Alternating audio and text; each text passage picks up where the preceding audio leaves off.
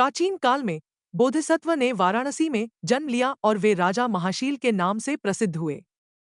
वे अत्यंत धर्मपरायण थे, दान धर्म करते थे और दया, क्षमा तथा शील जैसे गुणों से युक्त होकर अपनी प्रजा का न्यायपूर्वक पालन करते थे। अमात्य का निर्वासन। राजा के एक अमात्य मंत्री ने एक अनैतिक कार्य किया। जब राजा को इस बात का पता चला तो उन्होंने अमात्य को कड़ा दंड देने के बजाय केवल उसे राज्य से निर्वासित कर दिया और उसे अपनी धन संपत्ति ले जाने की अनुमति दी। निर्वासित अमात्य का षड्यंत्र। यह निर्वासित अमात्य कौशल राज्य चला गया और वहां के राजा का विश्वासपात्र बन गया। द्वेष और प्रतिशोध से भरा, उसने कौशल के राजा को काशी पर आक्रमण करने के लिए उकसाया। उसने कहा कि राजा महाशील बहुत ही कोमल स्वभाव के हैं और उनका राज्य बिना किसी कठिनाई के जीता जा सकता है। काशी पर आक्रमण। कौशल के राजा ने उसकी बातों में आकर काशी पर आक्रमण कर दिया।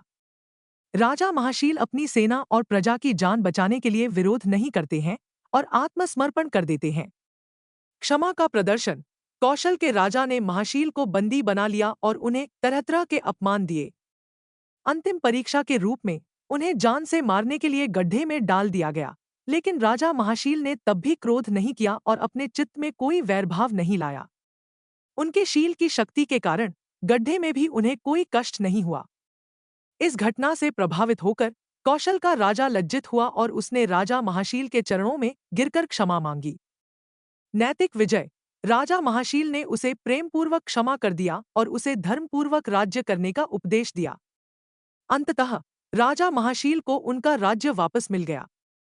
यह कथा यह दर्शाती है कि शील और क्षमा की शक्ति शारीरिक बल या सैन्य शक्ति से कहीं अधिक होती है।